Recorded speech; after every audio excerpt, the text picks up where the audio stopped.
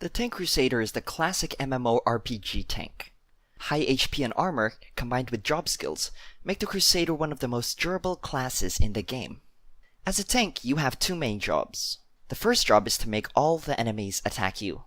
Your high HP and armor combined with your job skills allow you to absorb damage much more efficiently than other classes.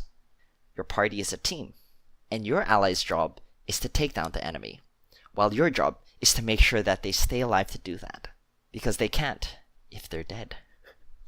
If you work in the IT industry, think of yourself as the project manager.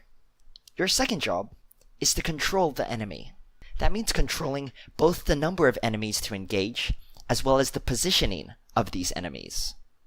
You're strong, but you're not Superman. Not yet. Sometimes you can take all the enemies around, while other times you'll be able to lure only a single enemy at a time. As you play more, you will understand better how many you can have attack you at a single time. And if you ask your team nicely, I'm sure they'll share tips and tricks. During the later stage of the game, positioning becomes much more important. Monsters will have much stronger and complex attacks and behaviors. But for now, just try to have the enemy as far away from your allies as possible. The Crusader tank's main skill is Taunt. It forces nearby enemies to attack you. Its AoE is quite small, so try to get as close as possible to an enemy before using it. Increased recuperation increases your HP regen, and the HP regen of your items.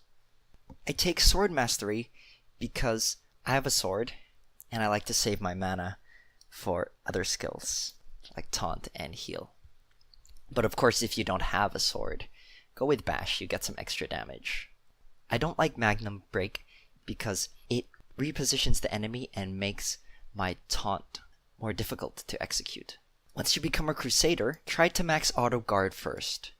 At level 10, it gives a 50% chance to block an attack and lasts for 2 minutes at only 30 SP. I also take a point in Devotion, because sometimes you won't be able to taunt every enemy, and some may focus your ally. When that happens, you can cast Devotion on a party member, and it allows you to take the damage for the ally. That isn't ideal though, but it can be used in emergencies. Next, I get points in Heal and Divine Protection.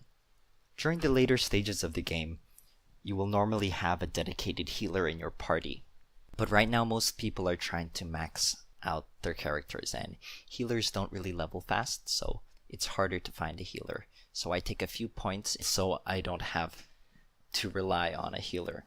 It also helps me save on potion costs. For Divine Protection, you get more armor and some damage reduction versus certain types of monsters, which is great for a tank.